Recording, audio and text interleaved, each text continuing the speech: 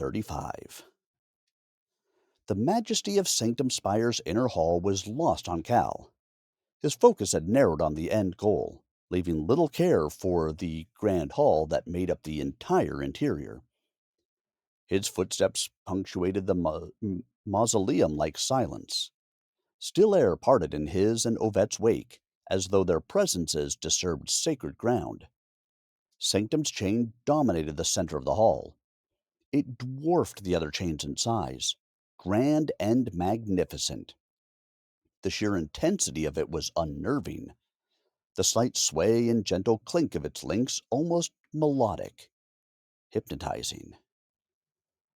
The dread's corruption squirmed beneath Cal's skin as he tracked the chain's ascent, running so high that it seemed to collect at a central point far off in what should have been the sky. Something scratched at the base of his skull. It sent a shiver through his shoulder blades. The hairs on his neck stood on end. Whispers brushed his ears, full of loathing, hatred, and the desire to see him fall. They grew louder and bolder with every step. Lord Inquisitor Sius stood on a raised dais in front of the chain. Another figure, statuesque in its stillness, waited a few paces ahead. The shiver in Cal's shoulders shifted and crawled its way down his spine. He gripped Hollowborn tight, flicked the point to adjust his sweaty grip, and forced himself to breathe. Beside him, Ovette shook with rage. White veins crawled up her neck and over her chin. They poked at the corners of her mouth, pulsing with energy. Her hands were already lined with the faint glow of gift. It would seem I underestimated your conviction, Callus. The Lord Inquisitor's voice boomed off the chamber's walls. I had hoped, in time, that you would have come to view things with perspective. His heavily armored boots thudded into the stone as he descended the stairs to the central dais. I suppose it's too much to hope that you've come here to surrender. Cal responded with a glare. His anger welled inside his chest, the flames fanned by every word the Lord Inquisitor spoke. Pity. The Lord Inquisitor placed his hand on the pauldron of the statuesque figure. No doubt you've seen the Dread's response to your actions. You need to but look outside to see the consequences of your so-called heroics. The Dread was content with what little gift Eudos had to offer, content with my allowing my forces to safeguard the Uden people. By ensuring their survival, I could have supplied my master with a never-ending supply of sustenance, kept the full might of its will at bay. But you have undone centuries of work. You have unleashed upon this realm a being far above you or I. The whispers in Cal's head grew louder, pushing and probing deeper into his mind. He resisted and held fast, bracing himself for the force of the dread. But it never came. The whisper's tones changed to mockery, taunting him. The statuesque figure jerked its head toward Cal. The movement was wrong, too precise, puppet-like. The Lord Inquisitor grinned at Cal's resistance. Did Hephaestus tell you of your father, boy? Of how he betrayed me and his family's good name? How he harbored a child with that filthy Uden Gyfted? He stopped, passing his contemptuous gaze from Cal to the figure clad in black armor. The Lord Inquisitor's hand. Its armor bore several grooves and slashes across the gauntlets. A thin line where the chest plate had been repaired glinted a far duller hue than the emblazoned golden spire, marring what would otherwise have been perfection. Corsius, remove your helmet. Let your son get a good look at you. The hand did as its master bade. With the same puppet like movement, it removed its helmet. Bile burned the bottom of Cal's throat. His father's corpse stared back at him. Black veins bulged beneath gray blue skin, discolored by small splotches of purple bruising. Void dark eyes held no light, no signs of life or recognition. Yet Cal felt their gaze, felt the anger and fettered resolve that leaked from his father. Magnificent, isn't he? The Lord Inquisitor regarded his son as a sculptor would a work of art. In life, he was a force to be reckoned with, second to none in terms of martial prowess. The pride of Sanctum Inquisitor Aureus. And yet, He turned his gaze to Ovette, meeting her growing anger with a fresh look of contempt. he fell in love, squandered his potential, and listened instead to the rebellious mutterings of that traitorous Hephaestus. His words came quick, spitting hatred and the pain of betrayal in equal measure.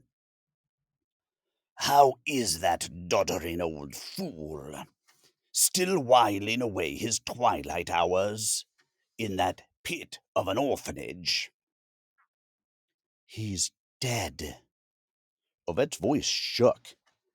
The white veins had climbed a little farther up her face, and the whites of her eyes glowed with subtle vibrancy. Her reply took the Lord Inquisitor by surprise. Shock flickered across his features, but it was soon replaced with smug satisfaction. Regrettable, although not entirely undeserved. Did he ever tell the story of how he betrayed me? How he threw everything we built together away? Turned my own son against me? Cal bit back his anger. Leif's death still held raw and tight around his heart, but he clung tighter to the promise he'd made. A glance at Ovette revealed crackling gift fire in her palms. Her promise to Leif was far from her mind. And now his lies and his deceit turn my grandson against me as well. How did he sway you to his side so easily? How did he convince others to do his dirty work for him? The Lord Inquisitor's expression made it clear these weren't genuine questions, but barbs meant to sting. They carried the weight of a man whose adoration had turned to disdain, yet lacked their intended bite. Coward that he was. Ovette's hands burst into flame, and she hurled her gift fire at the Lord Inquisitor. Corsius moved in a flash, redirecting the flames into a nearby column. He fell on Ovette with silent precision. In response, Cal dashed forward, Hullaborn singing a note of defiance as it locked itself against his father's obsidian blade. Hullaborn suited Cal better than any sword he'd held, as though it were an extension of his will. Leif's, on the other hand, had always resisted him, despite his many years wielding it. He angled Hullaborn's tip up and around Corsius's guard, digging the point into his metallic pauldron. The maneuver lacked power, but it was enough to make Corsius pull back. Enough for Cal to push Ovette out of the way and square off against his reanimated father. Their previous fights flashed through his mind. The stabbing outside the orphanage, the ferocity Cal had shown during their fight at the Yundis safe house, and finally, their fight in the Yundis citadel. Something had possessed Cal in each of those moments. He'd written it off as battle fury and survival instinct, but the same essence now seeped from Corsius's armor. Faint wisps of shadow curled between the plates. Had the dread aided Cal in those moments? If so, why would a god see fit to ensure his survival? Corsius didn't let Cal finish his thought. He pressed his advance, bringing up his blade for a powerful overhead strike. Cal emptied his mind. Thoughts were a distraction, and distractions meant death. He no longer had the dread's aid, corruption or otherwise, but he didn't need it. He had his own brand of fury. Cal passed a strike over his head, then slashed at Corsius's leg plating. If his father felt the impact, he gave no indication. An elbow smashed into Cal's temple, sending him stumbling and his vision swimming. He whipped Hollowborn out in a wide arc, the swing not granting him the space he'd hoped for. Corsius pressed his attack again. Cal moved on instinct. He bat aside one blow with a jarring parry near Hollowborn's hilt, barely holding on to the hilt as the room still swam around him. He twisted away from the following strike, and Corsius's blade slashed through the air an inch from his cheek. The movement threatened to topple Cal, his feet finding clumsy purchase on the stone beneath him.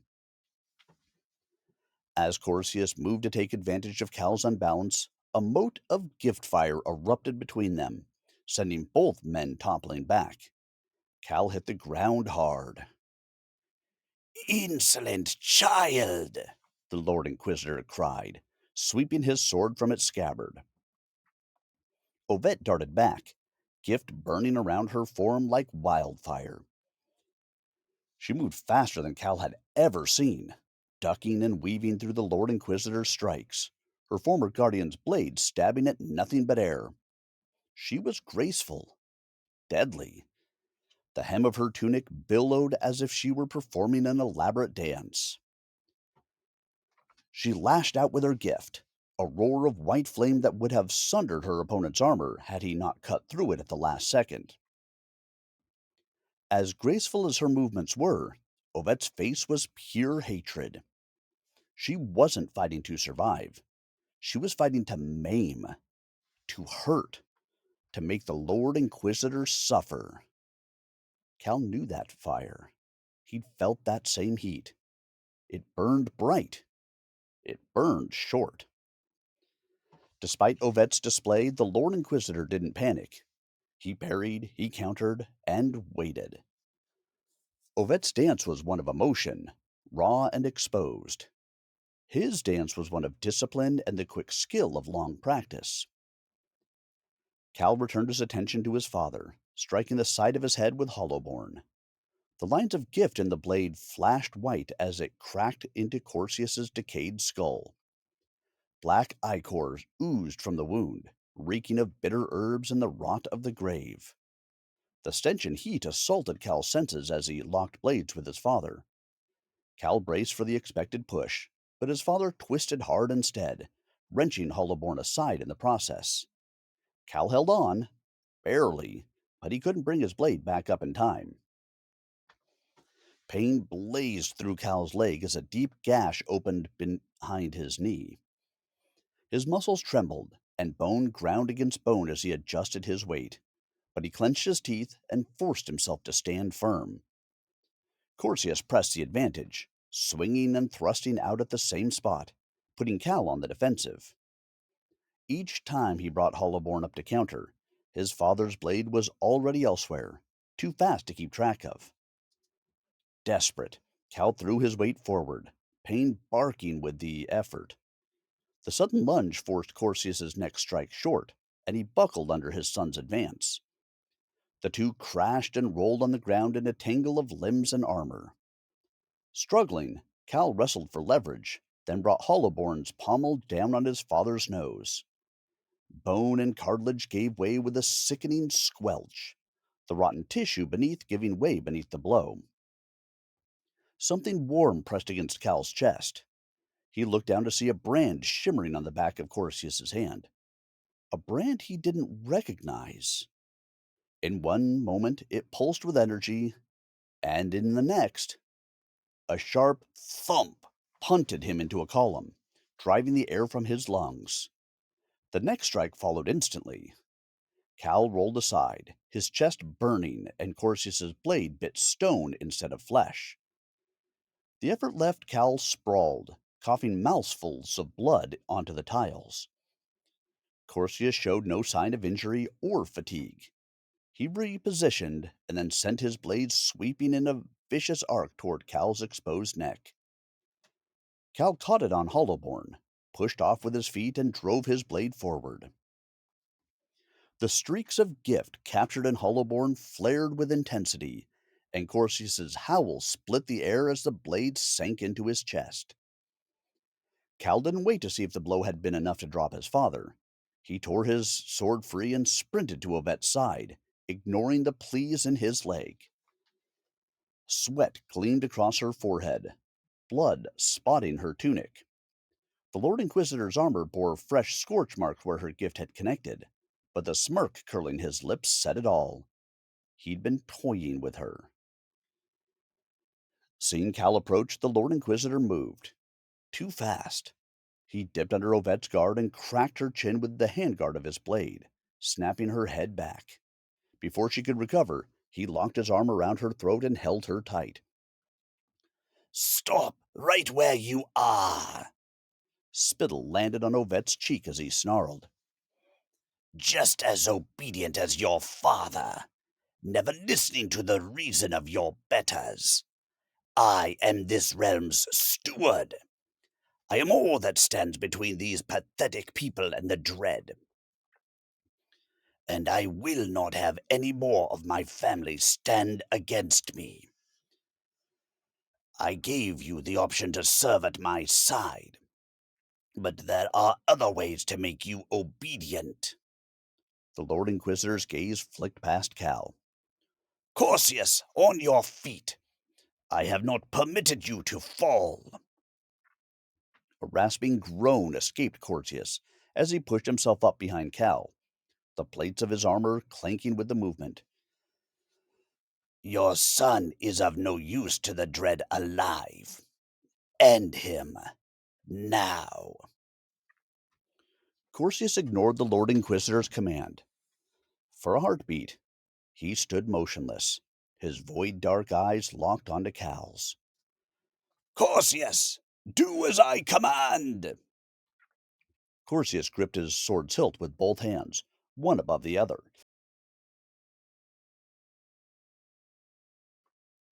Fingers settling into a familiar grip. He raised the blade upright and pressed his forehead against the flat of the steel. Corsius! The Lord Inquisitor bellowed, the veins in his temple bulging. His father remained frozen in his salute. Images of Leif ripped open his locked cabinet in a panic flooded Cal's mind.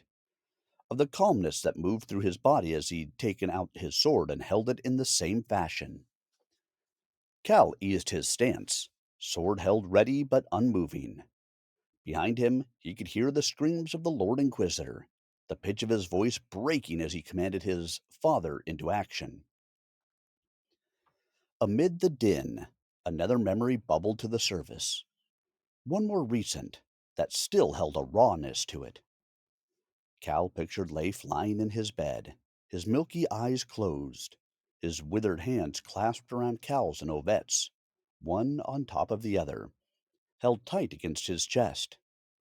Cal choked as he stared at the corpse statue of his father, a man he had never known and would never come to know.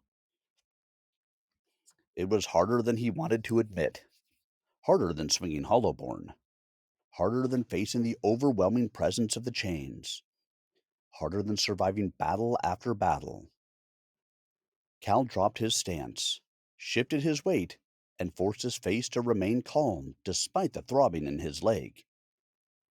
He gripped Hollowborn with both hands, one above the other, brought the blade up, and pressed his forehead against the cold metal. Silence hung between the two warriors, between mirrored father and son. Then the moment broke. Corsius lowered his blade and held it to the side, open. Cal drew one sharp breath and charged. Hollowborn angled forward. The blade punctured Corsius's armor, rent aside decayed flesh, and plunged into his chest. No! The Lord Inquisitor's voice rang out across the hall. The sound cracked like aging wood, filled with pain and hatred. Coughing black ichor across his chest plate, Corsius gripped the edges of the blade and thrust it deeper into himself.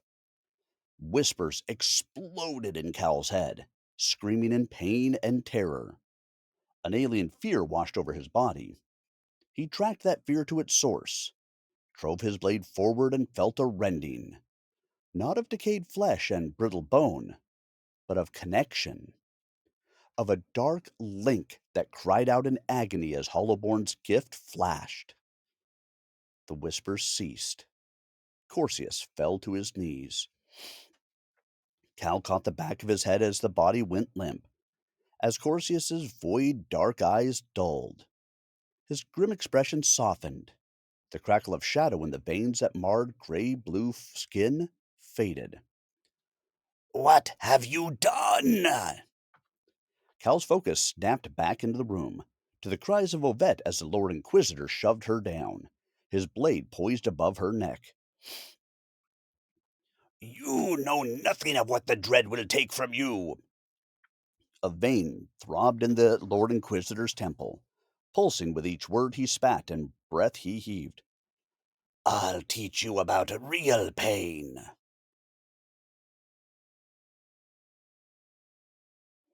Cal wrenched Hollowborn free from his father's chest.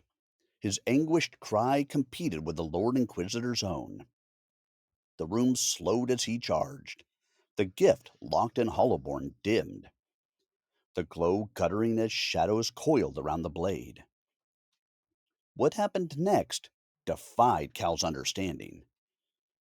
He stretched out his hand, closed his eyes, and willed the distance between him and the Lord Inquisitor to close. His stomach lurched from the burst of inertia, but he swallowed the bile rising in his throat and drove Hollowborn's tip into the Lord Inquisitor's gut. Pain blossomed in his own as the Lord Inquisitor's blade found new purchase. Gift fire engulfed them both, setting Cal's skin alight. His skin bubbled and melted. The blood in his limbs ignited. The acrid smell of burnt meat assaulted what remained of his senses. White light shone over him as he came to rest on the floor. He felt the wet release of blood splatter over his stomach as the Lord Inquisitor's blade was pulled out. His skin cracked and a fresh gout of pain bounded throughout his body. But the light continued its work. It wrenched his twisted bones back into place, knitted and sealed his charred skin back together. The blurry form of Ovette hovered over him, her white hair flowing as if blown by an unfelt wind.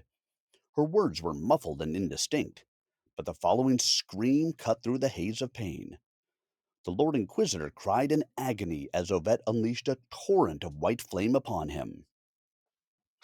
Cal watched, horrified, as the man's armor twisted and buckled, liquefied by the intense heat, fusing with the flesh beneath. Ovette's face remained locked in anger, showing no remorse for her actions. Her white flames had wreathed her entire body, so intense they made the air shimmer and warp around her. With arms that felt like water, Cal tried to push himself up, groaning as he stretched and burnt skin tore anew. He crawled toward Ovette, each movement undoing the healing she'd just administered. "Ovette!" he groaned, his throat dry and his voice a cracked whisper. "Ovette! Stop!" Ovette whipped her head around to face him. It wasn't hatred that creased her brow or contorted her features. It wasn't anger that ran tears down her cheeks.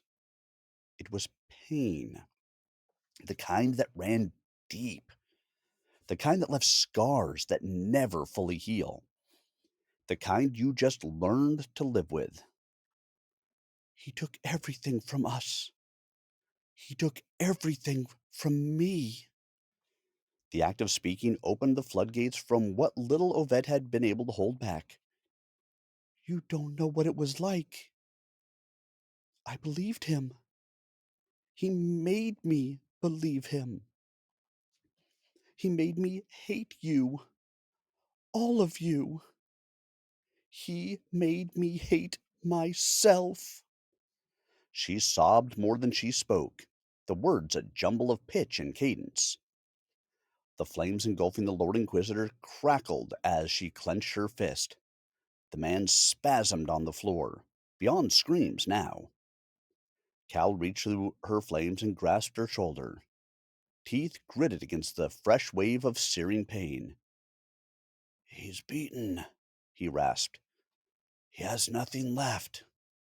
He's not a threat anymore." Ovette ignored his words. Cal softened his voice. "If you kill him now, you'll set yourself down a path you might never come back from." He interlaced his fingers with hers. "Trust me." For a moment, the hurt behind Ovette's eyes lessened, then flared with renewed purpose. "Ovette, I don't want to lose you, too." The flames roared one final time before snuffing out. Ovette let out a cry of anguish, a shrill note that echoed through the grand hall before silence fell. She slumped to the floor, her body jolting with every dry sob, her breath coming in long, drawn-out heaves. Cal regarded the smoldering ruin that had once been the Lord Inquisitor. Sores oozed all over his ruined body. His blistered flesh was fused with his scorched armor. It would have been easy for Cal to hate him, to go against his own words and put an end to this pitiful existence. The Lord Inquisitor's chest rose and fell in quick succession. The architect of so much suffering now clung to the barest shreds of life. Ovette was right. This man deserved death for all the pain he had caused, the families he'd torn apart, the innocents he'd let die. But Cal knew the same could be said of himself. He'd killed, he'd torn families apart, he'd let innocents die, justifying his actions as noble purpose or rightful vengeance. Cal limped over to Corsius, grunting as he bent down to pick up his father's obsidian blade. Blank eyes offered Cal no answers, but he strained to remember anything he could. He saw a woman's warm smile, felt the safety of being wrapped in a blue bundle held by strong arms. Then he saw the orphanage, saw the prickly chin of an old man, grinning wide as he told stories. A little girl with a shock of white hair mewling because of a headache, her face buried in his shoulder any chance she got. Cal folded his father's hands around the obsidian blade's hilt, one above the other. He closed lifeless eyelids and whispered, "Thank you." Oved's sobs had died down to tremors. Cal brought her to her feet, pushing away sweat-damp hair from her forehead. "It's time," he said, gripping Hollowborn tight. Her silent nod was all the answer he needed. The walk to the chain stretched in the silent hall. The air hung still. The only disturbance was the rasping sounds of the Lord Inquisitor's breathing and their echoing footsteps. As they reached the base of the chain, Ovette raised her hands, conjuring her flames again. Cal watched, waiting for an ethereal tether to emerge. But nothing came. The chain stood silent. No runes or fastenings adorned the alien metal. For all intents and purposes, it looked like nothing more than a gigantic chain that vanished into the distant ceiling. "Nothing's happening," he said after a pause, impatience creeping into his voice. "What do we do?" Ovette remained calm. She closed her eyes as white veins spread across her face. When she opened them again, they glowed a brilliant white, wisps of smoke curling from their corners. "Hold up your hand." Her voice was distant, layered with something not her own. Cal eyed her for a moment, but obeyed. He held his blackened hand out toward the chain, and something twitched deep within him. a spark from some unfamiliar source. Again. Ovet's voice came from everywhere and nowhere. Find it. Closing his eyes, Cal breathed slow and steady. He emptied himself of fear and pain, allowed his mind to wander. The spark flickered again, stronger this time. It was faint, something solitary that persisted within him. Focus on it, Ovet urged. Reach out. Find a connection. His conscious mind rebelled at the notion. Reach out with what?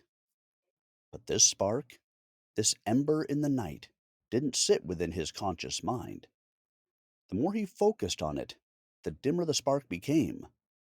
But when he accepted it, guided it rather than forced it, the spark brightened. As it trickled through his body, familiarity took root. He'd felt this before. It felt capable. It burned as hot as his rage and filled him with the tenacity to endure. He nudged the spark to seek connection, as Ovet had instructed, and it wasn't long before he found it. Another presence brushed against his awareness. A second spark cowering before the overwhelming light. That light, Cal realized, or felt, or believed, he struggled to tell which, was Ovet. The gift that flowed so easily through her shone like a sun beside him, smothering the spark with its radiance. The fear-filled spark noticed Cal's attention. It recoiled from him too. But why? He and the spark were the same. Ovet's gift burned bright, but theirs flowed dark and cool. Without warning, the fearful spark latched onto Cal, burrowing deep as if seeking shelter. Pain shattered his trance. He blinked his eyes open and saw Ovet's burning grip on his shoulder. He looked down and recoiled at the ethereal chain now tethered to his chest. Now, Cal! Ovet screamed, her voice taking on a measure of her own again. The spark inside of him panicked and tried to pull away, the ethereal chain straining after it. But he held tight. He wrapped his blackened arm around the chain's cold, shifting links and cried out as it tried to draw him in. Ovet raised his sword arm and placed her glowing white hands around Cal's. Hollowborn flared to life with a matching radiance. With a grunt of effort, he thrust forward, plunging Hollowborn into the gigantic chain. The spark yanked and lashed out like a cornered beast as Cal poured all that he was into his blade. He thought of his friends, his family, the ones he loved, and the ones who had fallen to get him this far. The promises he'd made to Leif, to Shay, to Ovet. He fed his own spark into a roaring blaze and pulled with all his strength. Hollowborn screeched against the alien metal, cutting a clear swath through the connection. Sanctum's chain parted with a scream of gift. The fearful spark withered, outdone by Cal and Ovet's intensity, but not before one final, desperate pull. Cal had no time to react as the world lurched. Ovet's hand grasped his before they were falling, tumbling through a void, through flashes of blinding light, through to the other side.